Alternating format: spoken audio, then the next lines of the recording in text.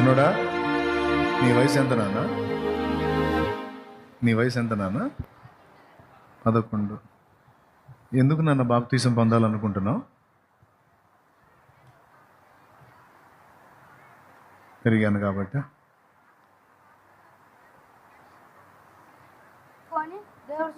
దేవుడి సన్నిధిలో బాప్తీసం తీసుకుంటున్నాను. ఒక నిమిషం ఆగు. నీ పాపాలను తొలగించడానికి యేసుప్రభు నీ కోసం ఏం చేశాడు నాన్న? అయ్యా ఇప్పుడు పెట్టు మైకు. నా కోసం రక్తం దారబోసాడు.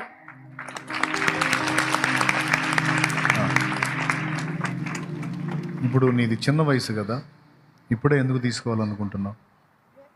రేపు నేను ఉంటానో ఉండనో నాకు తెలీదు, అందుకనే దేవుడి సన్నిధిలో బాప్తీసం తీసుకుంటున్నాను. 11 సంవత్సరాలు ఒక చిన్న బిడ్డ ఇస్తున్న సాక్ష్యం అది. ఒక్కొక్కళ్ళకి 50 ఏళ్ళు, 60 ఏళ్ళు, 70 ఏళ్ళు, 40 ఏళ్ళు, 30 ఏళ్ళు, 25 ఏళ్ళు, 20 ఏళ్ళు, 18 ఏళ్ళు, 16 ఏళ్ళు. వాళ్ళకి రాలా సిగ్గు ఎన్ని చెప్పినా. వాళ్ళు అంతే చెబుతారులే, మనం అప్పుడే సత్తామైంది. ఆ 11 ఏళ్ళ చిన్నోడికి వచ్చింది. ఇంకొక చిన్నోడు ఉన్నాడు, వాడిని అడుగుదాం. చిన్నోడా, నువ్వు ఎందుకు తీసుకోవాలనుకుంటున్నా నా బాప్తీసం? పాపాలని కడుక్కొని పరిశుద్ధుడు అవ్వటానికి. పాపాలు కడిగేసుకొని పరిశుద్ధుడు అవ్వటానికి. పాపాలు కడగబడకపోతే ఎక్కడికి వెళ్తావు నాన్న? స్వర్గంకి వెళ్ళిన తర్వాత. పాపాలు కడగబడకపోతే నరకంకి. అద్దుగో, వాడికి అర్థమైంది. పాపాలు కడగబడితే పరలోకానికి. మనకు పరలోకం ఇవ్వడానికి, నరకం నుంచి మనల్ని కాపాడటానికి యేసయ్య మన కోసం ఏం చేశాడు నాన్న? ప్రాణం పెట్టాడు. నీ వయసు ఎంత? 11. ఇంకొకడు వీడు, వాడికి 11. యేసయ్య సిలువలో చనిపోయేంతనాడు, మళ్ళీ లేచాడా? తిరిగి లెగిచాడు 3వ రోజు. మూడో రోజు తిరిగి లేచాడు. 2వ రాకడలో రాబోతున్న వాడు ఎవరు? యేసయ్య. అవునా? మరి నువ్వు 11 ఏళ్ళోడివి కదా, ఇప్పుడే ఎందుకు తీసుకుంటున్నావు? పెద్దయినాక తీసుకోవచ్చుగా.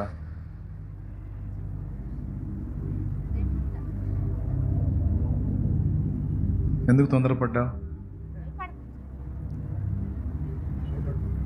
వాడికి అర్థమైంది. నువ్వెందుకు తొందరపడ్డావు నాన్న? రేపు ఉంటానో ఉండనో తెలియదు కదా, అందుకే ఇప్పుడే బాప్తీసం తీసుకుంటే బెటర్ అని. మరి నీ సమాధానం అదేనా? చెప్పు మరి. రేపు ఉంటానో ఉండనో తెలియదు. పసిబిడ్డలకు అర్థమైంది ఇక్కడ. అంటే నాకు దేవుడిచ్చిన కృప ఏంటంటే, నేను చెప్పిన మ్యాటరు ఆ వయసు పిల్లలకు కూడా అర్థమైంది. నాకు అర్థం కాలేదని తప్పించుకోవటానికి లేదు. రేపు ఉంటావన్న గ్యారెంటీ నీకు లేదు. పసిబిడ్డలకు అర్థమైన విషయం నీకు అర్థం కాకపోతే ఇక నీ కర్మకి ఎవడు బాధ్యుడు? నువ్వు నశిస్తానంటే నేను చేయగలిగింది ఏముంది? నీ ఇష్టం. ఇప్పటికే చాలా టైం పోగొట్టుకున్నావు. ఇంకా పాపాన్ని ప్రేమిస్తానే ఉన్నావు, అందులో పొర్లాడాలని ఆశపడుతున్నావు. ఇకనైనా బుద్ధి తెచ్చుకొని ఈ చివరి రోజు, చివరి కోట ముగించేలోపు పరిగెత్తు యేసయ్య పాదాల దగ్గరికి. ఆయన నిన్ను విడిచిపెట్టకముందే, ఆయన నిన్ను దాటిపోకముందే దయచేసి బుద్ధి తెచ్చుకొని జాగ్రత్త పడు. ఇంక అయిపోయింది టైం. ఇది ముగింపు ఘట్టం. ఇంతమందికి కనువిప్పు కలిగింది, పరిగెత్తుకొని వచ్చారు రక్షణ కావాలని. అవకాశం ఇవ్వకపోతే దేవుడి తప్పు, ప్రకటించకపోతే నా తప్పు. దేవుడు అవకాశం ఇచ్చి ఉండగా, నేను నీకు అది క్లియర్గా చెప్పి ఉండగా, తెలిసి నువ్వు నిర్లక్ష్యం చేస్తే రేపు తీర్పులో నువ్వు నిలబడతావు, తప్పించుకోలేవు. జాగ్రత్త. విడుదల పొందిన నా పాపాల నుంచి, నరకం నుంచి.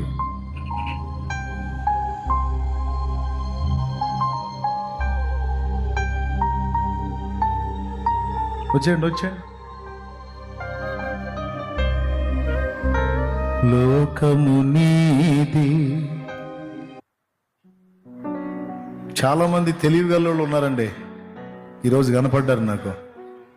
Praise the lord. చాలామంది కనపడ్డారు. ఇంకా తిక్కరోళ్ళు ఎంతమంది ఉన్నారో నాకు తెలియదు ఈ జనంలో.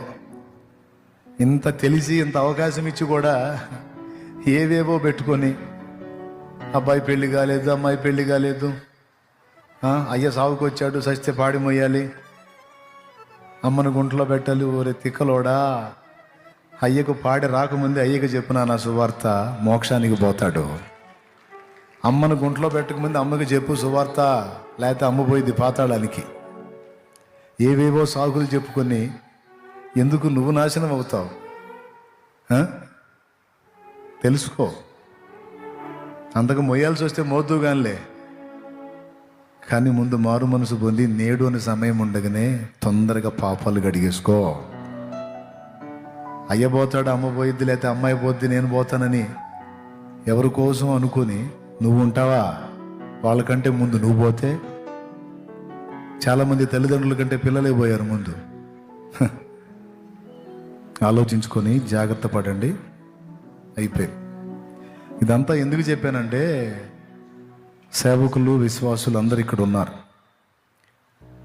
అందరికీ ఒక కనువిప్పు కలగాలి.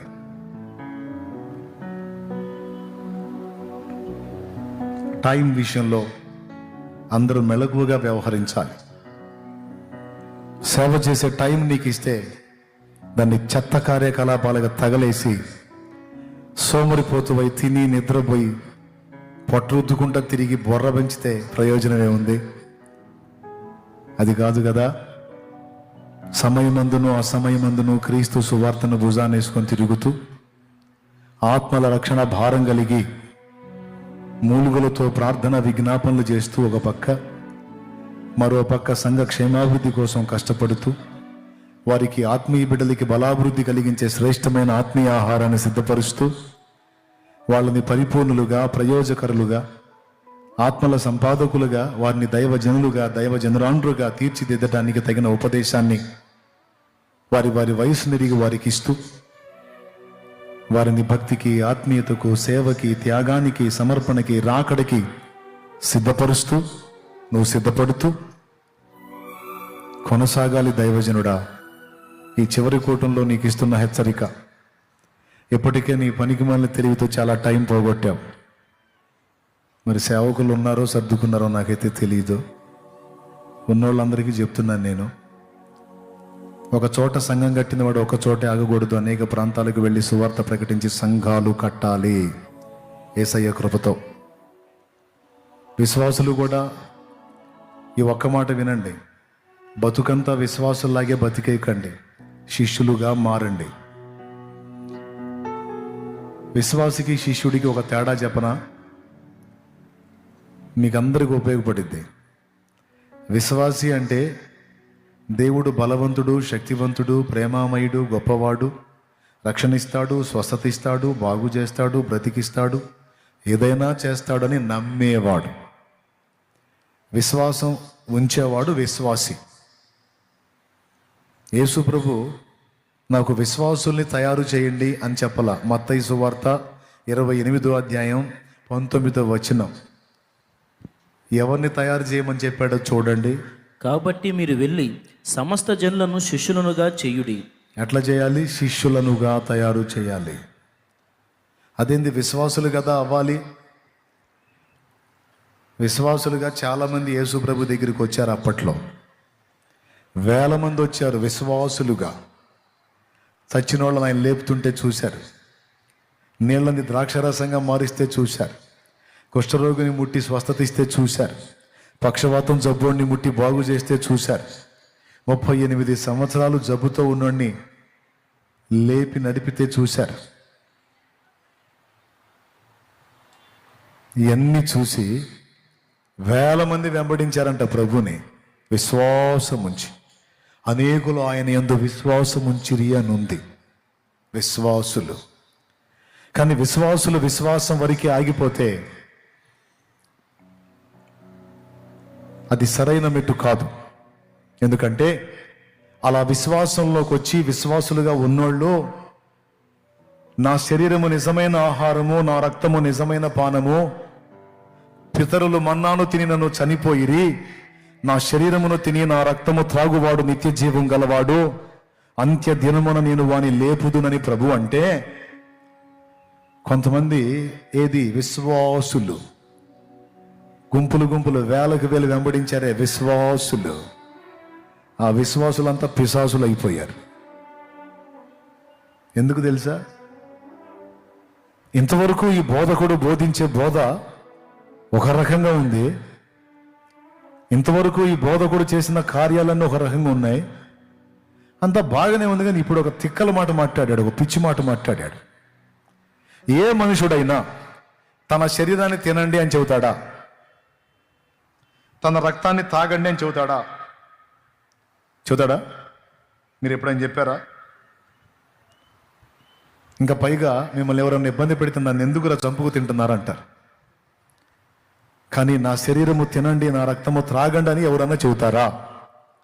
మీరు నోరు తెరిచి చెప్పండి, మీకు పని అయిపోయినట్టుంది. మరి చెప్పరు అనరేందండి? టైం ఎంత అవుతుంది అనుకుంటున్నారు? చూడవాకండిలే, నాకు తెలుసు. ఇప్పుడు టైం చూడొద్దని చెబుతున్నది కూటం టైం. నేను వదిలితేనే మీరు పోయేది. టెన్షన్ పడవాకండి, ముగిస్తాలే. నేను మీకు విలువైన విషయం చెప్పి ముగిద్దామని నేను ఆశగా ఉన్నారు కదా, చివరి మాటలు మాట్లాడుతున్నా.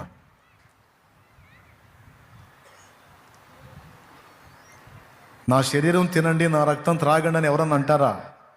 ఈ బోధకుడిని ఇంత పిచ్చి మాట మాట్లాడాడు. దీన్ని బట్టి అర్థమైంది వాళ్ళ ఫ్యామిలీ ఈయన ఎందుకు తీసుకొని పోవాలనుకున్నారు.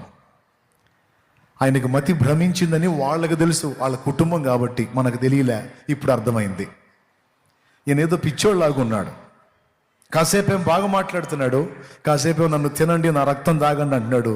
ఏంది ఇది అని ఆ మాటను బట్టి యోహాను సువార్త 6లో ఉంటుందండి, 6లో ఉంటుంది.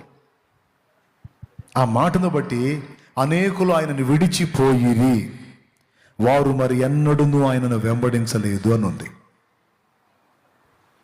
యేసుప్రభు పిచ్చోడా? యేసుప్రభు తిక్కలోడా? ఇప్పుడు మనం ప్రతి ఆదివారం తీసుకుంటుంది ఏంటి? ఆయన శరీర రక్తాలేగా. కాస్త ప్రశాంతంగా ఉండి బోధకుడా, నా శరీరం ఆహారం అన్నావు, నా రక్తం పానం అన్నావు, అందులోని ఆంతర్యం ఏమిటినాయనా అని అడిగితే బాగుంటుంది. ఈ విశ్వాసులు, అనేకులు ఆయన యందు విశ్వాసం ఉంచిన విశ్వాసులు, వీళ్ళు అడగలా. ఆ మాట రాగానే పత్తా లేకుండా పోయారు పిచ్చోడు అనుకొని. ఎవరు పిచ్చోళ్ళు అయ్యారు? వాళ్ళు వెళ్ళిపోతే శిష్యులు ఆయనతో కూడా ఉన్నారు. ఆయన ఏమన్నాడో తెలుసా? నేనన్న మాట మీకు పిచ్చిగానే అనిపించిందా? మీరును వెళ్ళిపోవాలని ఉన్నారా అన్నాడు. ఆ మాట కూడా ఉంటుంది అక్కడ.